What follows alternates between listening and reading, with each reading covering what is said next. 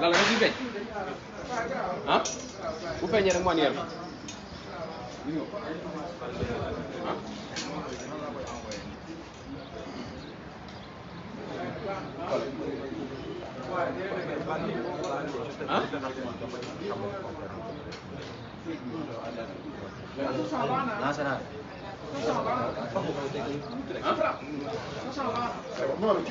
Kole rek ngay def kole.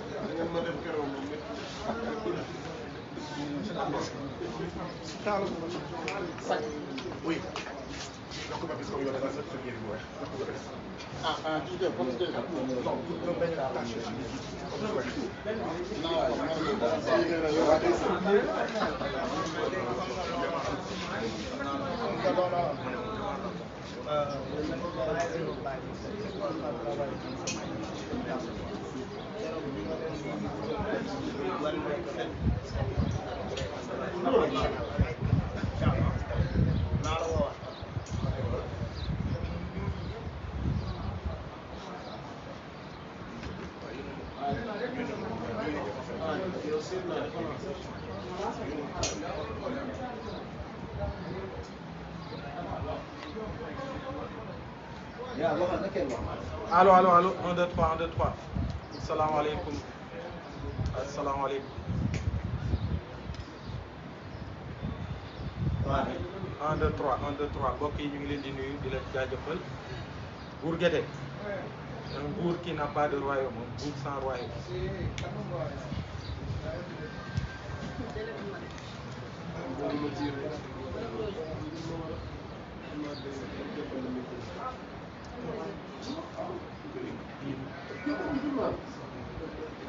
Gagne, si vous êtes bon, ñu tàmbali hein.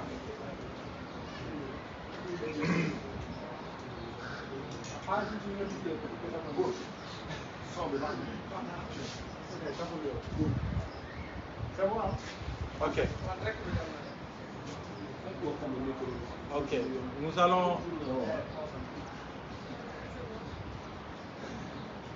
Bonsoir à toutes et à tous.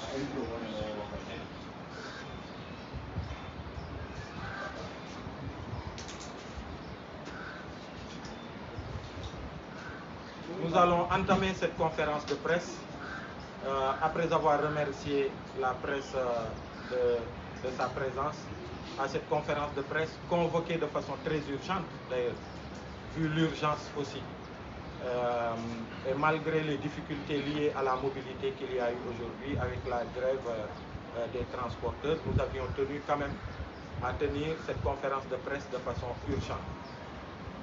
Avant d'entamer la conférence de presse, nous allons faire comme on a l'habitude de le faire, de chanter ensemble l'hymne national et après de commencer les travaux. Merci beaucoup. 1, 2 et 3. Pincez tous vos corps, frappez les balles à fond. Le lion rouge a rugi, le danger de la brousse. D'un bond s'était lancé, dissipant les ténèbres, soleil sur notre terre, soleil sur notre espoir. Debout frères, voici l'Afrique rassemblée, fibre de notre verre, épaule contre épaule, mais plus que frères, Sénégalais debout, unissons la une source, unissons la steppe et la forêt, salut Afrique mère. Donc merci beaucoup. La conférence de presse va être introduite par moi-même, Aliou Sané, coordonnateur du mouvement Y en a marre. Et après mon introduction en français, il y aura des interventions de notre frère Guy Marius Sagna de Frappe France Dégage, et puis de Tchad aussi du mouvement Y en a marre. Et si Malal aussi du mouvement Y en a marre a des choses à dire, il prendra la parole aussi pour s'exprimer sur le sujet qui nous rassemble ici aujourd'hui. Il n'y aura pas Wax Ji du Beuri tey, c'est une conférence de presse à laquelle Wax Ji du Beuri. Je pense que tout ce qui devait être dit sur la problématique de notre justice, sur Yonangui Dieng, a été non seulement crié par les Sénégalais tous les jours qui font au quotidien face à cette réalité de notre justice qui est prise en otage par un exécutif, par un pouvoir politique qui le manipule à sa guise. Et sur le dossier aussi dont il est question, le dossier Kilifeu Simon, nous avons tenu beaucoup de conférences de presse. Et je me rappelle que la dernière conférence de presse date à peine d'une semaine, voire 10 jours, qu'on avait tenue au siège de Frappe France Dégage. Et l'information d'aujourd'hui, c'est que ce matin, vers 12 h, nous avons eu l'information comme quoi Thierno Amadou Diallo a été libéré. Quand on a eu l'information d'un proche à nous qui était allé rendre visite à Kilifeu et qui a vu, qui est tombé sur la scène de sa libération en catimini pour qu'il rentre chez lui, nous avons été informés. Et nous avons usé un peu de nos sources qu'on a au sein de l'institution pour avoir confirmation effectivement que Thierno Amadou Diallo a été mis sous liberté provisoire et contrôle judiciaire au moment où la liberté provisoire est refusée à Kilifeu. Et ça veut dire ce que ça veut dire. Tout le monde savait que le pouvoir part de ce dossier-là pour en faire un dossier politique, pour manipuler la justice et priver Kilifeu de ses droits en tant que citoyen. Le dossier est pendant devant la justice, comme je l'avais dit. Le juge d'instruction les a entendus sur le fond du dossier. Ils ont rempli tout ce qu'il fallait en termes de conditions pour bénéficier d'une liberté provisoire. Simon a été libéré avec le dossier de son dossier médical qui vient en plus, même si à la base Kilifeu et lui remplissent toutes les conditions. Kilifeu est retenu à Rebeuss. Et je l'avais dit à la dernière conférence de presse, Kilifeu aujourd'hui est otage d'une justice revancharde qui est à la solde d'un exécutif, d'un politique. Ils sont en train de lui faire payer pour tout son engagement et toute sa détermination aux côtés du peuple sénégalais. Et notamment, on a vu lors des événements de mars et tous les autres dossiers qui l'ont précédé et qui l'ont suivi, Kilifeu a toujours été là auprès du peuple sénégalais quand il s'est agi de la démocratie du Sénégal. Et c'est pour ça qu'il est en train de payer. Et la raison de plus aujourd'hui, c'est cette libération de Thierno Amadou Diallo, qui a été, au-delà de ce dossier qui les retient à Rebeuss, qui a été entendu sur une autre plainte de Kilifeu. Et on l'a dit, pour collecte et diffusion de données à caractère personnel. C'est-à-dire les éléments même qui fondent l'autosaisine du procureur ont été eus de façon illégale, c'est-à-dire ces vidéos-là. Et pire, aujourd'hui, il a été libéré et Kilifeu, il va encore dormir à Rebeuss. C'est pourquoi on a appelé à cette conférence de presse pour revenir sur cette justice-là. On l'a tellement dit et on va continuer de le redire. Tous les jours, nous faisons face à cette justice et toutes les incongruités et toutes les injustices de cette justice qui est instrumentalisée. Je ne reviens pas sur nos frères de frappe qui ont été passés à tabac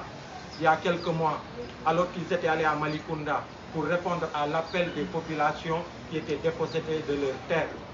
Ils ont été passés à tabac devant notre gendarmerie. Ils ont déposé plainte avec toutes les pièces à conviction qu'il fallait. Et vous avez vu, Frappe a été entendu, mais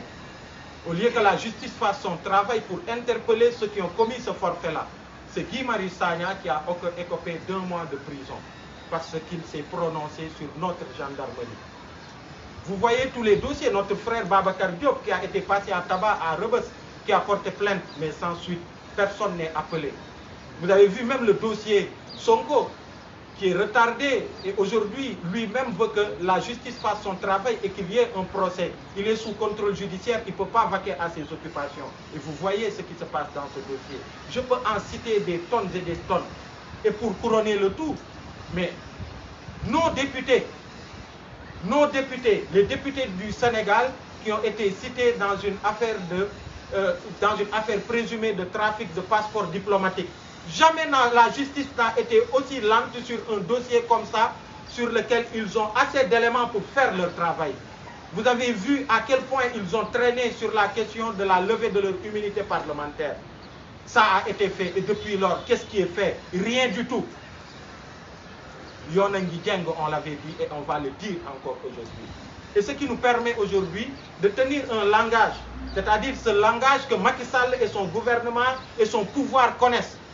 c'est-à-dire le langage de la détermination et de la mobilisation face à ce coup de plus à notre justice, à laquelle on tient, à notre démocratie, à notre état de droit. Et c'est pourquoi, de façon urgente aujourd'hui, on aurait pu le faire demain pour que tout le monde puisse être là. Mais on a pensé qu'il fallait, face à l'urgence, de tenir aujourd'hui, malgré les conditions dans lesquelles on l'a tenu. Mais il fallait le faire pour lancer un appel et dire aux Sénégalais que tous les Sénégalais qui pensent que le peu qu'il reste le peu qui reste de crédibilité de cette justice-là, qui est instrumentalisée par le pouvoir, le peu qu'il en reste, que l'on puisse sauver ce peu-là, le temps que Macky Sall, le peu de temps qui lui reste d'ailleurs à la tête de ce pays d'ici 2024. Et il faut appeler à se mobiliser pour ça. Nous allons vers de grandes manifestations qui commencent le vendredi 10 décembre prochain à Dakar et partout au Sénégal. À Dakar, la manifestation pour cette fois ne se passera pas à la place de la Nation parce que c'est très décalé. C'est aujourd'hui le 10, on partira de l'université Cheikh Anta Diop pour aboutir à la place Soweto.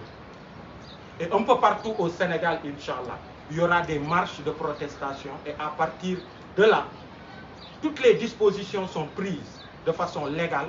pour déclarer ces manifestations-là, que ce soit Dakar et partout. Parce que ce sera que de la forme telle que la loi nous l'impose, ce sera juste pour informer. Donc c'était ça l'introduction que je tenais à faire. Le vendredi 10 décembre 2021 à partir de 16h, la marche commencera, Inch'Allah, pour Dakar, de l'université, pour aboutir à la place Soweto. Et partout au Sénégal, il y aura des manifestations partout sous le sceau de Yonengi Dieng pour sauver cette justice-là, pour sauver le peu qui reste de notre justice, cette institution qui devait être au service du peuple et des Sénégalais qui malheureusement est au service de Macky Sall et de son pouvoir. Donc c'est ce que j'avais en guise d'introduction. Je vais donner la parole à Thiat et Guy Marius Sagna, notre frère, prendra la parole par la suite. Merci beaucoup.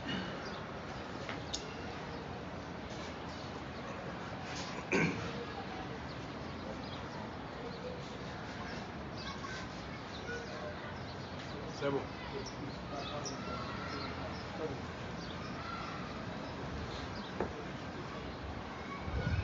Il est. Hein?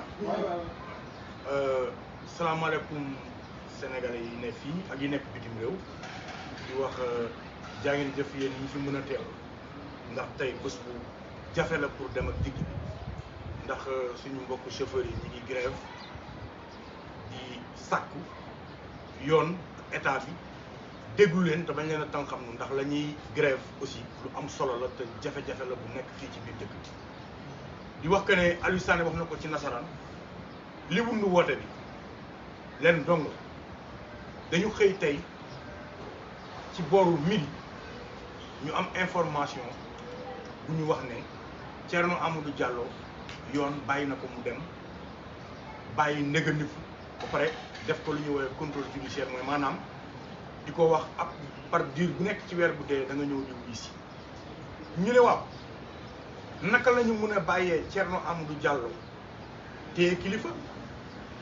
Thierno Amadou Diallo yan garantie la am yu tax ñu mun koo baax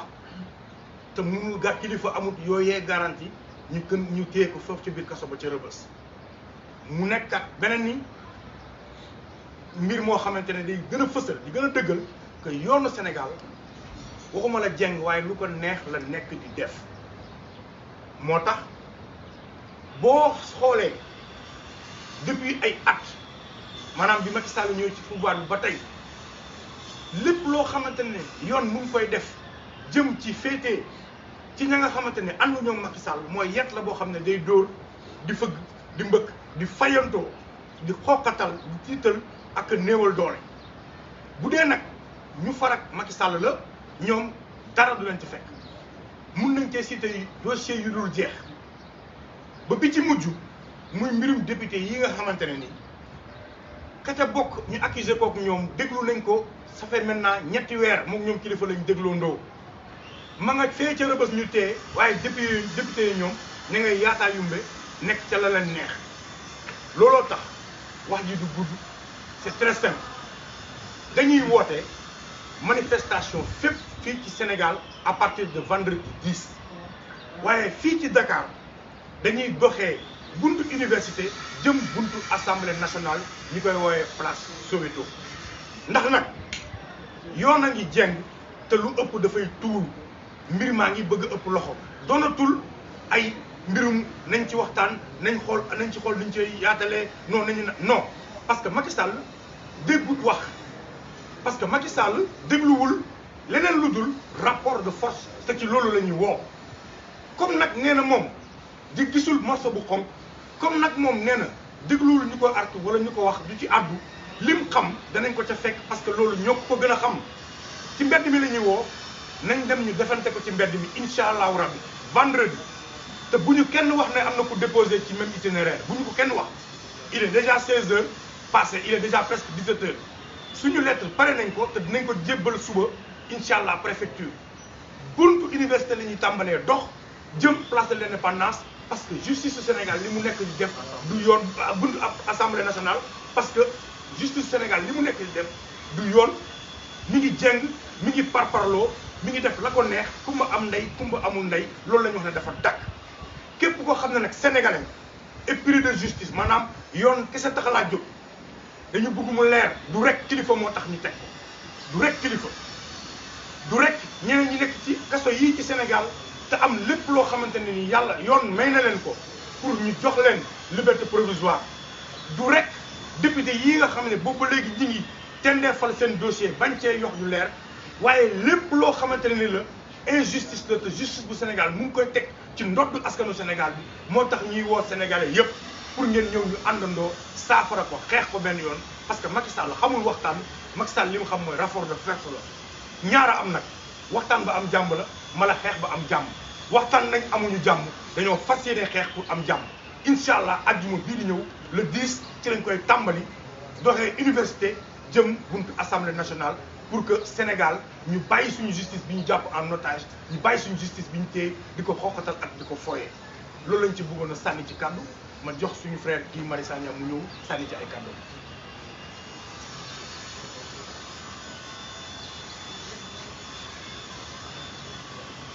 mbokk Sénégal nuyu naa leen moo xam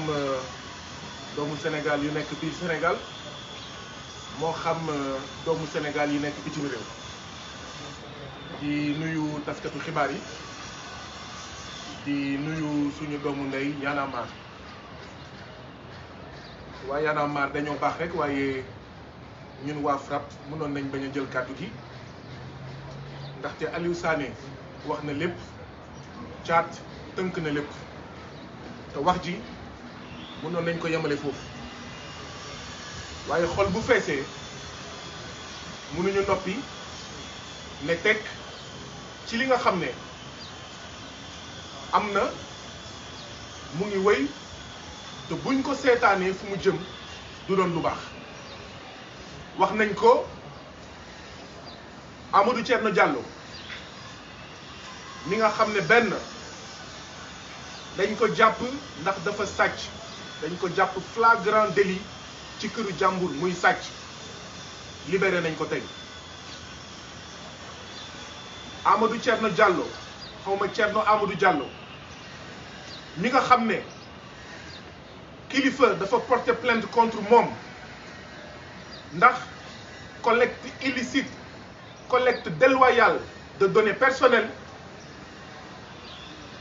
plainte boobu demagul fenn bàyyi nañ ko ñu jàpp nag ne loolu du dëgg du yoon fii la ñu defoon conférence de presse waaye Y'en a marre nekk fii docteur Babacar Diop nekk fii Barthélémy Diaz nekk fi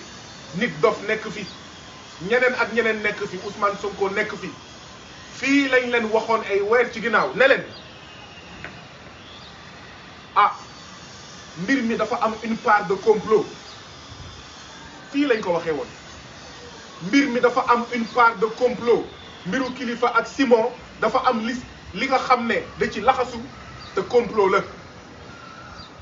xëy na nag jamono jooju coow li ak une certaine presse bi nga xam ne dafa bokk ci complot bi wax nañ ba jamono jooju mbir yi mënoon a ñàkk leer waaye tey lépp leer na xam ngeen lan mooy wax ji Thierno Diallo xaw ma Thierno Amadou Diallo dégâts collatéral la woon Simon dégâts collatéral la woon kan lañ doon ut mooy Kilifeu lañ doon ut Kilifeu la ñu soxla woon ndax lan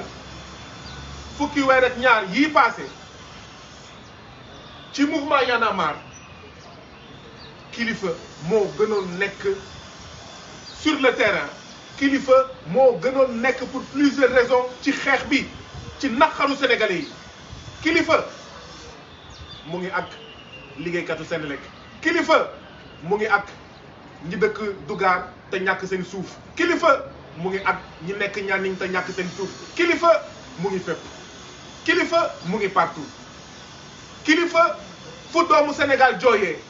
fu doomu Sénégal rongoñ tuure yaa ngi fa fekk Kilifeu lii mooy wax ji du leneen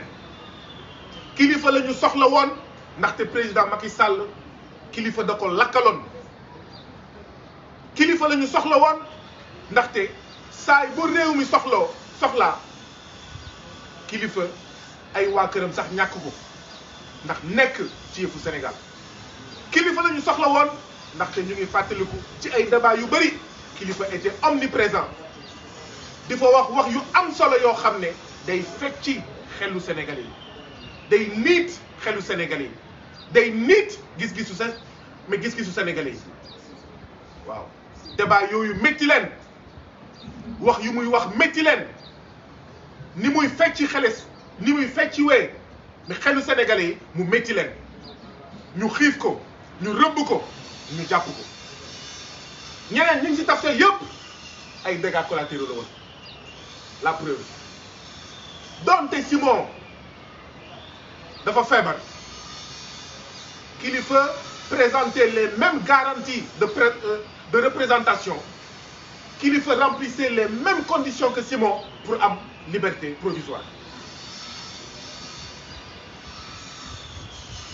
Kilifeu bu ëppalewul ay garantie pour du daw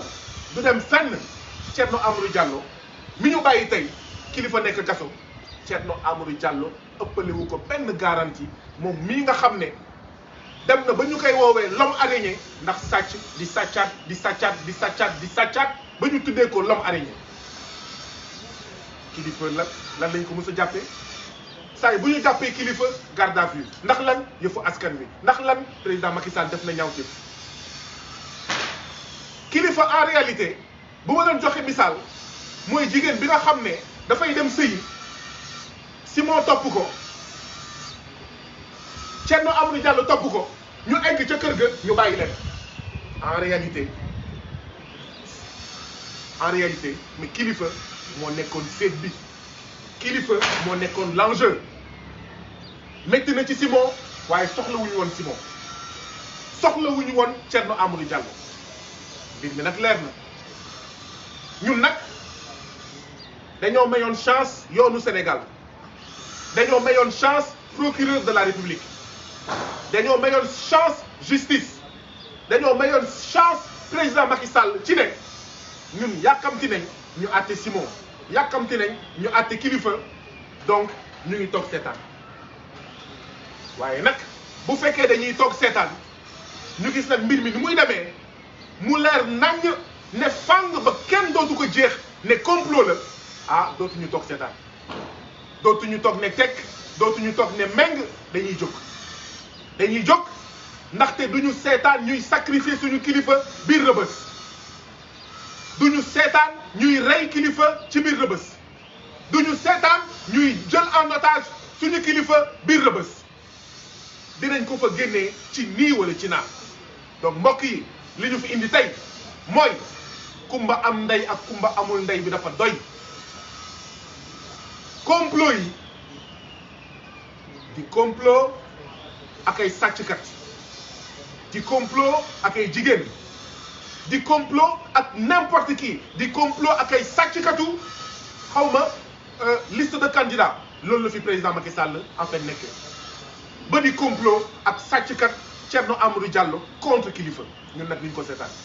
Kilifeu am na ay mbokk dañoo jàpp ne Kilifeu c'est un Sénégalais comme tous les autres Sénégalais et que buñ ko jiiñee dara te ba tey il est présumé innocent yoon dafa war a def liggéeyam ñun dañoo yàqamti ñu wax ñu Kilifeu lu mu def waaw ak lu mu deful donc ñun waa Y'en a marre ñun waa FRAPP ñun askanu Sénégal ñun citoyens sénégalais ñun les démocrates ñoo gën a yàkkamti affaire bi leer waaye mbir mi mooy président Macky Sall bëggul affaire bi leer ndaxte bu bëggoon affaire bi leer du woote information judiciaire du woote instruction judiciaire dañuy dem flagrant délit la ñu waroon dem waaye wax ji mooy fallait que ñu képp Kilifeu fallait que ñu nag Kilifeu waaye itam fallait que ñu gàkkal deru Y'en a marre loolu lañ jàpp nag ne duñ ko nangu moo tax nag ñuy lancer un appel à tous les membres de Y'en a marre fu ñu munti nekk ci àddina bi pas seulement au Sénégal ndaxte Sénégal nekkul rek Sénégal mu ngi si yeneen réew yëpp avec ses consulats avec ses ambassades képp kuy membre Y'en a marre ci àddina bi képp kuy membre FRAPP ci àddina bi képp kuy citoyen sénégalais ci àddina bi képp kuy démocrate sénégalais ci àddina bi ñu ngi leen di jox rendez-vous le 10 décembre ajjuma suba bu dellusee le 10 décembre ñun ñëpp nañu xool naka la ñuy wanee suñu naqar naka la ñuy wanee suñu métit naka la ñuy wanee suñu ñàkk ànd ak ni ñuy foowee ak yoon ci Sénégal ak ni ñuy jëfandikoo yoon ci Sénégal yoon boo xam ne day dal ci képp ki nga xam ne lenn rek nga def wax dëgg di dal ci képp ki nga xam ne lenn rek nga def mooy ànd ak ñu noot te Kilifeu loolu la fi nekkee woon yoon boo xam ne képp ko àndal Macky Sall nga sàcc xaalis ñu bàyyi la seetaan la képp ko ànd ak président Macky Sall nga am liberté provisoire nga am contrôle judiciaire waaye boo nekkee aji bëgg réew patriote comme Kilifeu boo nekkee aji bëgg askan comme Kilifeu boo nekkee bañkat comme Kilifeu booy xeex ngir beneen Sénégal bu suñu doom ak suñu sët di donn waaw yow moom justice day mel ni yar ci yow di la dóor di la tëj loolu nag dafa jeex donc rendez-vous le 10 décembre diggante ñu jógee université Cheikh Anta Diop bu Ndakaaru dem buntu assemblée nationale ngir lan benn libération sans condition et dans les meilleurs délais immédiats de Kilifeu ngir lan dem buntu assemblée nationale wax ne député yi nga xam ne dañoo takk ci ay trafic xawma de visa xawma de passeport diplomatique nañu wax ci ñoom ngir lan wax bépp dossier bi nga xam ne yoon da ci laalee te tëddeewul njaaxaanaay te di def kumba am ndey ak kumba amul ndey yoon def liggéeyam wane suñu naxar ndaxte bëri na ci kaso yi ñoo xam ne waroon nañ am liberté provisoire waroon nañ am contrôle judiciaire waaye bokkuñu ak président Macky Sall ànduñu ak président Macky Sall amuñu ay mbokk yu bokk APR amuñu ay mbokk yu sës ci président Macky Sall donc le 10 bii di ñëw naam dañuy jóg taxaw ngir Kilifeu waaye dañuy jóg taxaw ngir kilifa yëpp yi nekk ci Sénégal te yoon di ñàkk def liggéeyam te yoon di defanteeg ñoom kumba am ndey ak kumba amul ndey le 10 ñooñu ñëpp la ñuy waxal moo tax tamit ñu ngi tàllal loxo citoyen sénégalais yëpp ñu ngi tàllal loxo mbootaay yëpp kuréel yëpp ci Sénégal ak bitim réew ngir ñu def benn say ndaxte bu ñu paree ci Kilifeu ci Fou Malade lañ jëm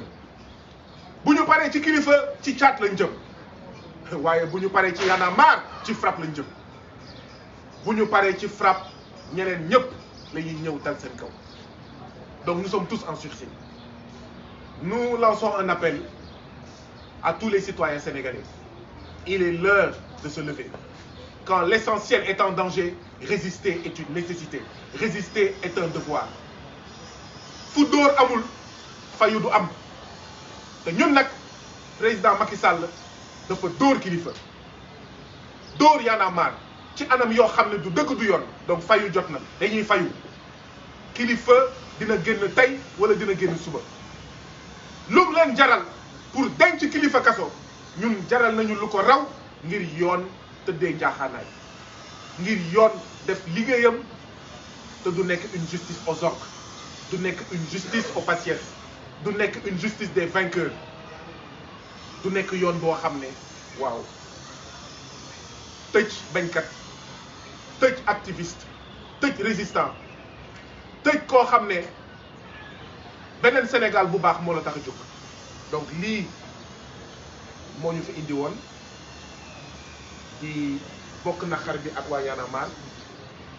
di bokk naqar bi ak njabootu kilifa di leen di xamal ne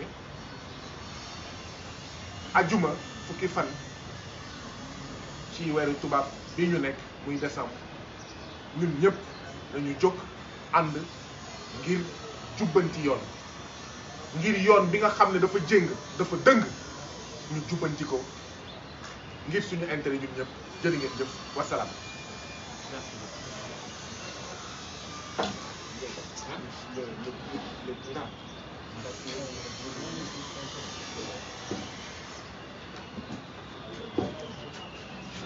Asalaamaaleykum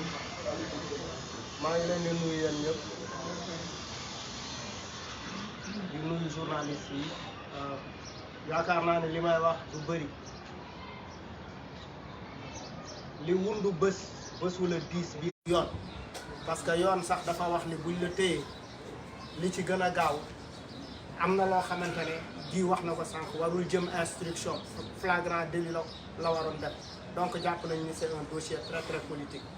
ñu ngi woo tout le monde à nous retrouver et à combattre avec nous le 10 décembre prochain pour que la justice soit due. Je vous remercie.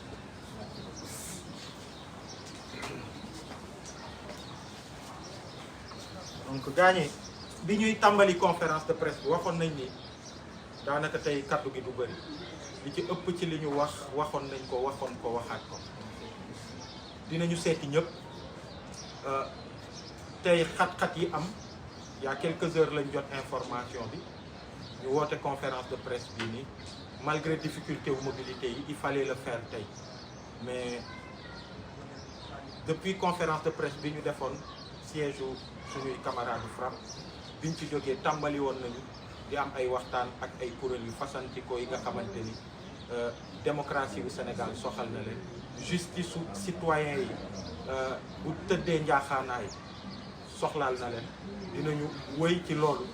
di tàllal suñu loxo à toutes les dynamiques citoyennes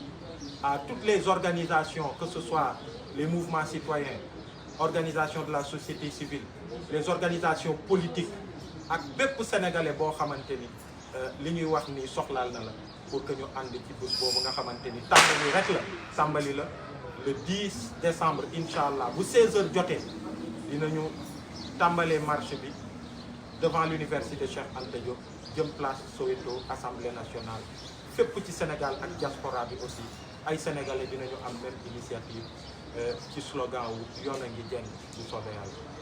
Je pense que question-réponse est-ce que dina am non les infos essentielles ont été données dañuy daal di jëm rek tàmbali liggéey bi waaw tàmbali liggéey bi jëm le 10 incha allah yaa ngi jëf. la kàddu yooyu nekk ni ko Aliou Sané wax information bi ñu war a jàllale comme on a annoncé la libération